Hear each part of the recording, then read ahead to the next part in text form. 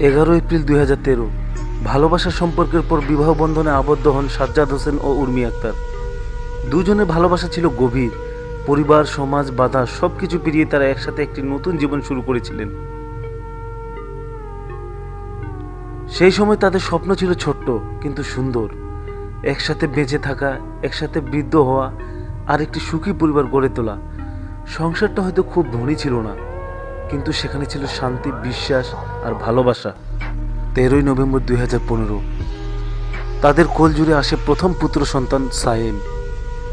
ছোট্ট শিশুটির আগমনে যেন তাদের জীবনে নতুন আলো জ্বলে ওঠে।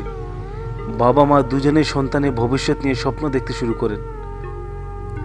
এরপর 25 নভেম্বর 2021 সালে জন্ম নেয় দ্বিতীয় পুত্র সন্তান শাফাত শান। দুই সন্তানের হাসি, কান্না, দুষ্টুমি আর ভালোবাসায় ভরে উঠেছিল তাদের ছোট্ট পৃথিবী। সংসারে মাঝে মাঝে রাগ, অভিমান হতো, কিন্তু সেই অভিমান কখনো ভালোবাসার চেয়ে বড় হয়ে ওঠেনি। কিছুক্ষণ পরে আবার সব স্বাভাবিক হয়ে যেত। সাজ্জাদ হোসেন একটি ছোট্ট চাকরি করতেন। সেই চাকরির আয় দিয়ে সংসার পরিচালনা করতেন। পাশাপাশি একটি ছোট্ট দোকানও ছিল তার। সকাল থেকে রাত পর্যন্ত পরিশ্রম করতেন শুধুমাত্র স্ত্রী ও সন্তানদের মুখে হাসি ফোটানোর জন্য। হয়তো সব চাওয়া সঙ্গে সঙ্গে পূরণ করা সম্ভব হতো না, কিন্তু পরিবারের জন্য তার চেষ্টা ও ভালোবাসার কোনো কমতি ছিল না। কিন্তু জীবনের গল্প সবসময় একরকম থাকে না। এক সময় হঠাৎ তাকে তার দোকানটি ছেড়ে দিতে হয়। এরপর ধীরে ধীরে আর্থিক চাপ বাড়তে থাকে। ব্যবসায় ক্ষতি হয়, কিছু ঋণের বোঝা কাঁধে এসে জমা হয়। সংসারে সাময়িক অভাব দেখা দেয়, তবুও তিনি বিশ্বাস হারাননি। আজকের কষ্ট একদিন শেষ হবে, আজ যে অভাব এসেছে সেটাও একদিন চলে যাবে। তিনি তার স্ত্রীকে বারবার বলেছিলেন, আজ হয়তো সবকিছু দিতে পারছি না, কিন্তু ইনশাআল্লাহ আবার সব ঠিক হয়ে যাবে। ঠিক এই কঠিন সময় থেকেই তাদের সম্পর্কে দূরত্ব তৈরি হতে শুরু করে। এক সময় তিনি জানতে পারেন যে তার স্ত্রী অন্য একজন প্রবাসী ব্যক্তির সঙ্গে ঘনিষ্ঠ যোগাযোগ রাখছেন। বিষয়টি জানার পর তিনি বহুবার শান্তভাবে বোঝানোর চেষ্টা করেন, আত্মীয় স্বজনদের মাধ্যমে সমাধানের চেষ্টা করেন, পরিবারের মানুষদের কাছে সাহায্য চান। তার একটাই চাওয়া ছিল, তার দুই সন্তানের মা যেন সন্তানদের ভবিষ্যতের কথা ভেবে ভুল পথে না যান।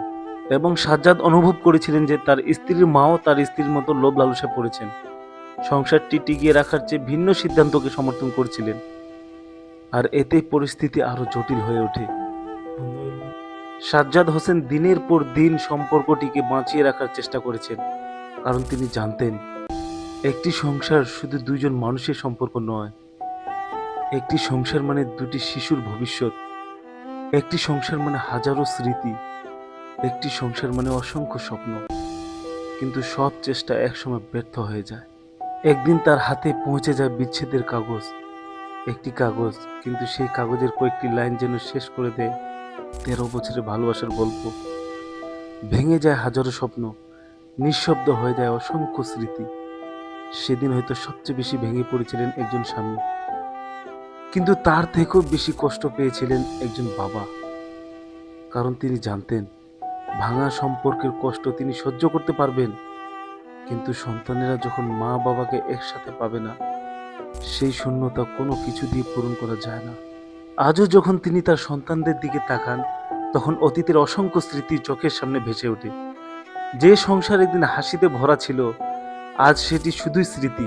তবুও জীবন থেমে থাকে না, কারণ একজন বাবা ভেঙে পড়লেও দাঁড়িয়ে থাকেন তার সন্তানের জন্য। আজও সাজ্জাদ হোসেন বেঁচে আছেন তার দুই সন্তান সায়েম ও শাফাত শানকে নিয়ে।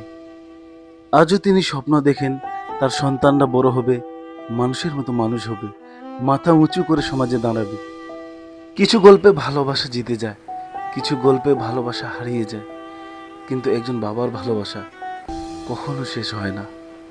আর সেই ভালোবাসার নাম সায়েম ও সান।